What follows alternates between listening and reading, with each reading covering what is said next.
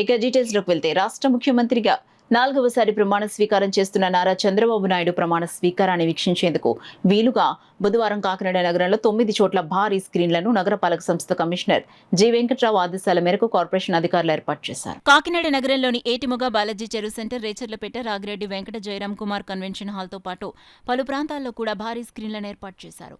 మహిళలు పెద్ద సంఖ్యలో తరలివచ్చి ముఖ్యమంత్రిగా నారా చంద్రబాబు నాయుడు, మంత్రులుగా పవన్ కళ్యాణ్, నారా లోకేష్తో పాటు ఇతర మంత్రుల ప్రమాణ స్వీకారాన్ని వీక్షించారు. ఈ సందర్భంగా నగరపాలక సంస్థ సెక్రటరీ యేసుబాబు మీడియాతో మాట్లాడారు.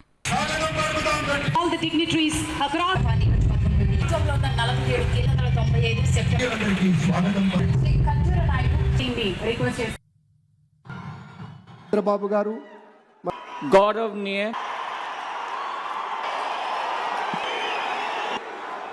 కోనిదాల పవన్ కళ్యాణ్, నారా చంద్రబాబు నాయుడు అనే నేను శాసనం ద్వారా నిర్మితమైన భారత రాజ్యాంగం పట్ల నిజమైన విశ్వాసం, విధేయత చూపుతానని, భారతదేశ సార్వభౌమాధికారాన్ని, సమగ్రతను కాపాడుతానని, ఆంధ్రప్రదేశ్ రాష్ట్ర ముఖ్యమంత్రిగా నా కర్తవ్యాలను శ్రద్ధతో, అంతఃకరణ శుద్ధితో నిర్వహిస్తానని, భయం కానీ, పక్షపాతం కానీ, రాగద్వేషాలు కానీ లేకుండా రాజ్యాంగాన్ని, శాసనాలను అనుసరించి ప్రజలందరికీ న్యాయం చేకూరుస్తానని దైవ సాక్షిగా ప్రమాణం చేస్తున్నాను. నేను నారా చంద్రబాబు నాయుడు అనే నేను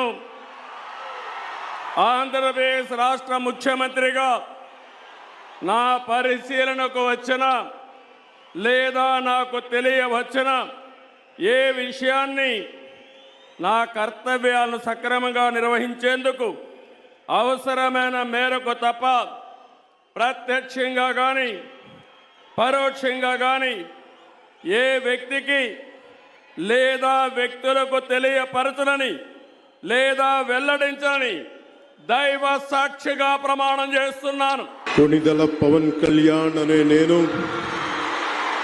శాసనం ద్వారా నిర్మితమైన భారత రాజ్యాంగం పట్ల నిజమైన విశ్వాసం, విధేయత చూపుతానని, భారతదేశ సార్వభౌమాధికారాన్ని, సమగ్రతని కాపాడుతానని, ఆంధ్రప్రదేశ్ రాష్ట్ర మంత్రిగా నా కర్తవ్యాలను శ్రద్ధతో, అంతఃకరణ శుద్ధితో నిర్వహిస్తానని, భయం గాని, పక్షపాతం గాని, రాగద్వేషాలు గాని లేకుండా రాజ్యాంగాన్ని, శాసనాలని అనుసరించి ప్రజలందరికీ న్యాయం చేకూరుస్తానని దైవ సాక్షిగా ప్రమాణం చేస్తున్నాను.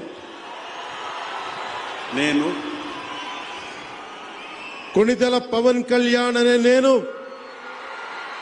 ఆంధ్రప్రదేశ్ రాష్ట్ర మంత్రిగా నా పరిశీలనకు వచ్చిన లేదా నాకు తెలియవచ్చిన ఏ విషయాన్ని, నా కర్తవ్యాలను సక్రమంగా నిర్వహించేందుకు అవసరమైన మేరకు తప్ప ప్రత్యక్షంగా గాని పరోక్షంగా గాని ఏ వ్యక్తికి లేదా వ్యక్తులకి తెలియపరచనని లేదా వెల్లడించనని దైవ సాక్షిగా ప్రమాణం చేస్తున్నాను.